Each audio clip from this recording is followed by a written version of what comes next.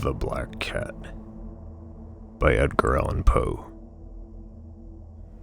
For the most wild yet most homely narrative which I am about to pen, I neither expect nor solicit belief. Mad indeed would I be to expect it, in a case where my very senses reject their own evidence. Yet, mad I am not, and very surely do I not dream. But tomorrow I die, and today I would unburden my soul. My immediate purpose is to place before the world, plainly, succinctly, and without comment, a series of mere household events. In their consequences, these events have terrified, have tortured, have destroyed me. Yet I will not attempt to expound them. To me, they have presented little but horror. To many they will seem less terrible than Baroque. Hereafter, perhaps, some intellect may be found which will reduce my phantasm to the commonplace. Some intellect more calm, more logical, and far less excitable than my own, which will perceive, in the circumstances I detail with awe, nothing more than an ordinary succession of very natural causes and effects. From my infancy I was noted for the docility and humanity of my disposition. My tenderness of heart was even so conspicuous as to make me the jest of my companions. I was especially fond of animals, and was indulged by my parents with a great variety of pets. With these I spent most of my time, and never was so happy as when feeding and caressing them. This peculiarity of character grew with my growth, and, in my manhood, I derived from it one of my principal sources of pleasure. To those who have cherished an affection for a faithful and sagacious dog, I need hardly be at the trouble of explaining the nature or the intensity of the gratification thus derivable. There is something in the unselfish and self-sacrificing love of a brute which goes directly to the heart of him who has had frequent occasion to test the paltry friendship and gossamer fidelity of mere man. I married early, and was happy to find in my wife a disposition not uncongenial with my own. Observing my partiality for domestic pets, she lost no opportunity of procuring those of the most agreeable kind. We had birds, goldfish, a fine dog, rabbits, a small monkey, and a cat. This latter was a remarkably large and beautiful animal, entirely black, and sagacious to an astonishing degree. In speaking of his intelligence, my wife, who at heart was not a little tinctured with superstition, made frequent allusion to the ancient popular notion which regarded all black cats as witches in disguise. Not that she was ever serious upon this point, and I mention the matter at all for no better reason than that it happens, just now, to be remembered. Pluto, this was the cat's name, was my favorite pet and playmate. I alone fed him, and he attended me wherever I went about the house. It was even with difficulty that I could prevent him from following me through the streets. Our friendship lasted, in this manner, for several years, during which my general temperament and character, through the instrumentality of the fiend intemperance, had, I blush to confess it, experienced a radical alteration for the worse. I grew, day by day, more moody, more irritable, more regardless of the feelings of others. I suffered myself to use intemperate language to my wife. At length, I even offered her personal violence. My pets, of course, were made to feel the change in my disposition. I not only neglected, but ill-used them. For Pluto, however, I still retained sufficient regard to restrain me from maltreating him, as I made no scruple of maltreating the rabbits, the monkey, or even the dog, when, by accident or through affection, they came in my way. But my disease grew upon me, for what disease is like alcohol? And at length even Pluto, who was now becoming old, and consequently somewhat peevish, even Pluto began to experience the effects of my ill temper. One night, returning home, much intoxicated, from one of my haunts about town, I fancied that the cat avoided my presence. I seized him, when, in his fright at my violence, he inflicted a slight wound upon my hand with his teeth. The fury of a demon instantly possessed me. I knew myself no longer. My original soul seemed, at once, to take its flight from my body, and a more than fiendish malevolence, gin-nurtured, thrilled every fiber of my frame. I took from my waistcoat pocket a penknife, opened it, grasped the poor beast by the throat, and deliberately cut one of its eyes from the socket. I blush, I burn, I shudder, while I pen the damnable atrocity. When reason returned with the morning, when I had slept off the fumes of the night's debauch, I experienced a sentiment half of horror, half of remorse for the crime of which I had been guilty. But it was, at best, a feeble and equivocal feeling, and the soul remained untouched. I again plunged into excess, and soon drowned in wine all memory of the deed. In the meantime, the cat slowly recovered. The socket of the lost eye presented, it is true, a frightful appearance, but he no longer appeared to suffer any pain.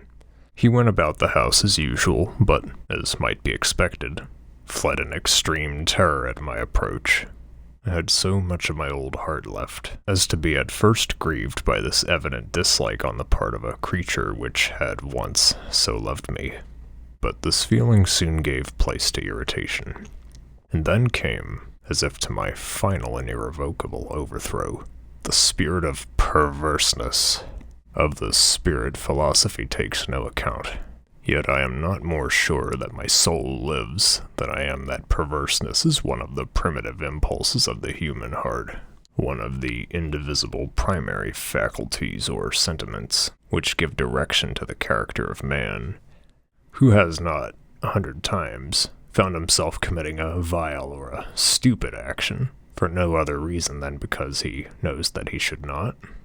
Have we not a perpetual inclination, in the teeth of our best judgment, to violate that which is law merely because we understand it to be such? The spirit of perverseness, I say, came to my final overthrow. It was this unfathomable longing of the soul to vex itself, to offer violence to its own nature, to do wrong for the wrong's sake only, that urged me to continue and finally to consummate the injury I had inflicted upon the unoffending brute. One morning, in cold blood, I slipped a noose about its neck and hung it to the limb of a tree. Hung it with tears streaming from my eyes, and with the bitterest remorse at my heart. Hung it because I knew that it had loved me, and because I felt it had given me no reason of offense. Hung it because I knew that in so doing I was committing a sin, a deadly sin that would so jeopardize my immortal soul as to place it, if such a thing were possible, even beyond the reach of the infinite mercy of the most merciful and most terrible God. On the night of the day on which this most cruel deed was done, I was aroused from sleep by the cry of fire. The curtains of my bed were in flames. The whole house was blazing. It was with great difficulty that my wife, a servant, and myself made our escape from the conflagration. The destruction was complete. My entire worldly wealth was swallowed up, and I resigned myself thenceforward to despair. I am above the weakness of seeking to establish a sequence of cause and effect between the disaster and the atrocity, but I am detailing a chain of facts, and wish not to leave even a possible link imperfect. On the day succeeding the fire, I visited the ruins. The walls, with one exception, had fallen in. This exception was found in a compartment wall, not very thick, which stood about the middle of the house, and against which had rested the head of my bed. The plastering had here, in great measure, resisted the action of the fire, a fact which I attributed to its having been recently spread. About this wall a dense crowd were collected, and many persons seemed to be examining a particular portion of it with very minute and eager attention. The words, "Strange! singular, and other similar expressions excited my curiosity. I approached and saw, as if graven in bas-relief upon the white surface, the figure of a gigantic cat. The impression was given with an accuracy truly marvelous. There was a rope about the animal's neck. When I first beheld this apparition, for I could scarcely regard it as less, my wonder and my terror were extreme. But at length reflection came to my aid. The cat, I remembered, had been hung in a garden adjacent to the house. Upon the alarm of fire, this garden had been immediately filled by the crowd, by someone of whom the animal must have been cut from the tree and thrown, through an open window, into my chamber. This had probably been done with the view of arousing me from sleep. The falling of other walls had compressed the victim of my cruelty into the substance of the freshly spread plaster, the lime of which, with the flames and the ammonia from the carcass, had then accomplished the portraiture as I saw it. Although I thus readily accounted to my reason, if not altogether to my conscience, for the startling fact just detailed, it did not the less fail to make a deep impression upon my fancy. For months I could not rid myself of the phantasm of the cat, and, during this period, there came back into my spirit a half-sentiment that seemed, but was not, remorse. I went so far as to regret the loss of the animal, and to look about me, among the vile haunts which I now habitually frequented, for another pet of the same species, and of somewhat similar appearance, with which to supply its place. One night as I sat, half stupefied, in a den of more than infamy, my attention was suddenly drawn to some black object, reposing upon the head of one of the immense hogsheads of gin, or of rum, which constituted the chief furniture of the apartment. I had been looking steadily at the top of this hogshead for some minutes, and what now caused me surprise was the fact that I had not sooner perceived the object thereupon. I approached it, and touched it with my hand. It was a black cat, a very large one, fully as large as Pluto, and closely resembling him in every aspect but one. Pluto had not a white hair upon any portion of his body, but this cat had a large, although indefinite splotch of white, covering nearly the whole region of the breast. Upon my touching him, he immediately arose, purred loudly, rubbed against my hand, and appeared delighted with my notice. This, then, was the very creature of which I was in search. I had once offered to purchase it of the landlord, but this person made no claim to it, knew nothing of it, had never seen it before. I continued my caresses, and when I prepared to go home, the animal evinced a disposition to accompany me. I permitted it to do so, occasionally stooping and patting it as I proceeded. When it reached the house, it domesticated itself at once, and became immediately a great favorite with my wife. For my own part, I soon found a dislike to it arising within me. This was just the reverse of what I had anticipated, but I knew not how or why it was.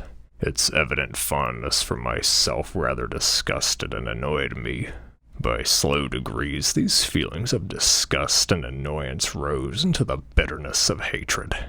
I avoided the creature, a certain sense of shame, and the remembrance of my former deed of cruelty, preventing me from physically abusing it. I did not, for some weeks, strike or otherwise violently ill-use it, but gradually, very gradually, I came to look upon it with unutterable loathing, and to flee silently from its odious presence, as from the breath of a pestilence. What added, no doubt, to my hatred of the beast was the discovery, on the morning after I brought it home, that, like Pluto, it also had been deprived of one of its eyes. This circumstance, however, only endeared it to my wife, who, as I have already said, possessed, in a high degree, that humanity of feeling which had once been my distinguishing trait, and the source of many of my simplest and purest pleasures.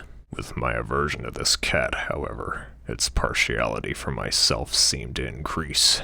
It followed my footsteps with a pertinacity which it would be difficult to make the reader comprehend. Whenever I sat, it would crouch beneath my chair or spring upon my knees, covering me with its loathsome caresses. If I arose to walk, it would get between my feet and thus nearly throw me down, or, fastening its long and sharp claws in my dress, clamber, in this manner, to my breast. At such times, although I longed to destroy it with a blow, I was yet withheld from so doing, partly by a memory of my former crime, but chiefly, let me confess it at once, by absolute dread of the beast. This dread was not exactly a dread of physical evil, and yet I should be at a loss how otherwise to define it. I am almost ashamed to own, yes, even in this felon's cell, I am almost ashamed to own that the terror and horror with which the animal inspired me had been heightened by one of the merest chimeras it would be possible to conceive. My wife had called my attention, more than once, to the character of the mark of white hair, of which I have spoken, and which constituted the sole visible difference between the strange beast and the one I had destroyed. The reader will remember that this mark, although large, had been originally very indefinite, but by slow degrees nearly imperceptible, and which for a long time my reason struggled to reject as fanciful, it had, at length, assumed a rigorous distinctness of outline. It was now the representation of an object that I shudder to name, and for this, above all, I loathed and dreaded and would have rid myself of the monster had I dared. It was now, I say, the image of a ghastly thing, of the gallows. O mournful and terrible engine of horror and of crime, of agony and of death! And now was I indeed wretched beyond the wretchedness of mere humanity, and a brute beast, whose fellow I had contemptuously destroyed, a brute beast to work out for me, a man fashioned in the image of the high God, so much of insufferable woe, alas! Neither by day nor by night knew I the blessing of rest any more.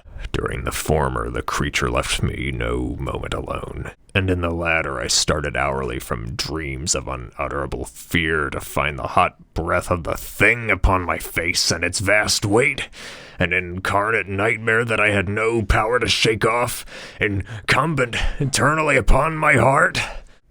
Beneath the pressure of torments such as these, the feeble remnant of the good within me succumbed. Evil thoughts became my sole intimates, the darkest and most evil of thoughts. The moodiness of my usual temper increased to hatred of all things and of all mankind, while from the sudden, frequent, and ungovernable outbursts of a fury to which I now blindly abandoned myself, my uncomplaining wife, alas, was the most usual and the most patient of sufferers. One day she accompanied me, upon some household errand, into the cellar of the old building which our poverty compelled us to inhabit. The cat followed me down the steep stairs and, nearly throwing me headlong, exasperated me to madness. Uplifting an axe, and forgetting in my wrath the childish dread which had hitherto stayed my hand, I aimed a blow at the animal which, of course, would have proved instantly fatal had it descended as I wished, but the blow was arrested by the hand of my wife. Goaded by the interference into a rage more than demoniacal, I withdrew my arm from her grasp and buried the axe in her brain. She fell dead upon the spot without a groan. This hideous murder accomplished, I set myself forthwith, and with entire deliberation, to the task of concealing the body. I knew that I could not remove it from the house, either by day or by night, without the risk of being observed by the neighbors. Many projects entered my mind. At one period I thought of cutting the corpse into minute fragments and destroying them by fire. At another, I resolved to dig a grave for it in the floor of the cellar. Again, I deliberated about casting it in the well in the yard. about packing it in a box, as if merchandise, with the usual arrangements, and so getting a porter to take it from the house. Finally, I hit upon what I consider a far better expedient than either of these. I determined to wall it up in the cellar, as the monks of the Middle Ages are recorded to have walled up their victims. For a purpose such as this, the cellar was well adapted. Its walls were loosely constructed, and had lately been plastered throughout with a rough plaster, which the dampness of the atmosphere had prevented from hardening. Moreover, in one of the walls was a projection, caused by a false chimney, or fireplace, that had been filled up and made to resemble the rest of the cellar.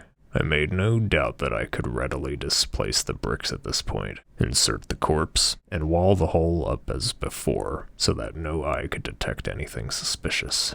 And in this calculation I was not deceived.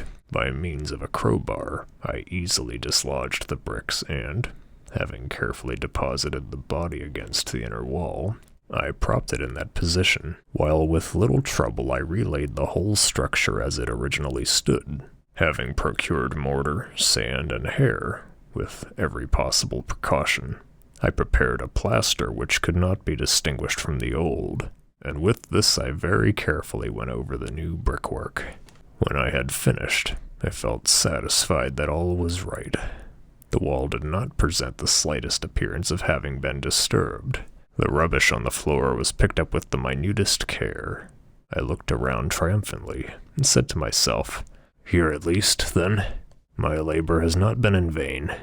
My next step was to look for the beast which had been the cause of so much wretchedness, for I had, at length, firmly resolved to put it to death.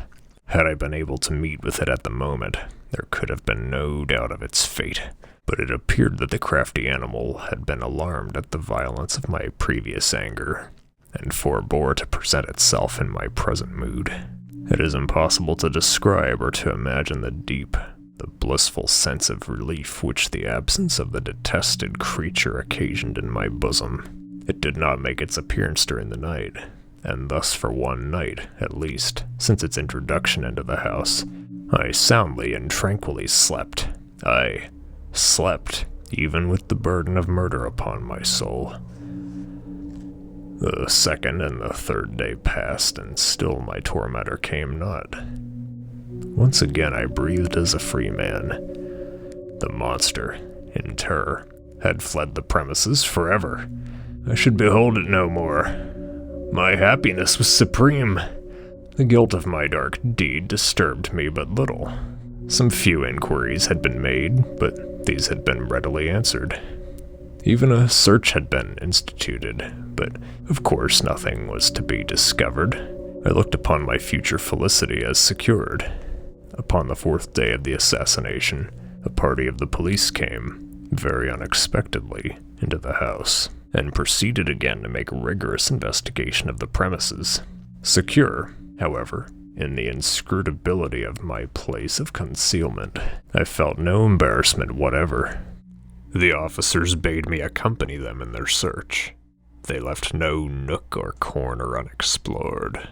At length, for the 3rd or 4th time, they descended into the cellar. I quivered not in a muscle. My heart beat calmly as that of one who slumbers in innocence. I walked the cellar from end to end. I folded my arms upon my bosom and roamed easily to and fro. The police were thoroughly satisfied and prepared to depart. The glee at my heart was too strong to be restrained. I burned to say if but one word, by way of triumph, and to render doubly sure their assurance of my guiltlessness. "Gentlemen," I said at last, as the party ascended the steps, "I delight to have allayed your suspicions. I wish you all health and a little more courtesy. By the by, gentlemen, this is a very well-constructed house." In the rabid desire to say something easily, I scarcely knew what I uttered at all. "I may say an excellently well-constructed house. These walls— Are you going, gentlemen? These walls are solidly put together."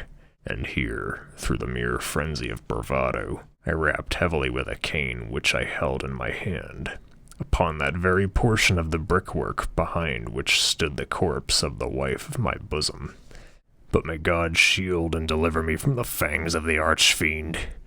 No sooner had the reverberation of my blows sunk into silence than I was answered by a voice from within the tomb, by a cry at first muffled and broken like the sobbing of a child, and then quickly swelling into one long, loud, continuous scream, utterly anomalous and inhuman, a howl, a wailing shriek, half of horror and half of triumph, such as might have only arisen out of hell conjointly from the throats of the damned in their agony, and of the demons that exult in the damnation. Of my own thoughts it is folly to speak. Swooning, I staggered to the opposite wall. For one instant the party on the stairs remained motionless, through extremity of terror and awe, and the next a dozen stout arms were toiling at the wall. It fell bodily. The corpse, already greatly decayed and clotted with gore, stood erect before the eyes of the spectators. Upon its head, with red extended mouth and solitary eyes of fire, sat the hideous beast whose craft had seduced me into murder, and whose informing voice had consigned me to the hangman. I had walled the monster up within the tomb.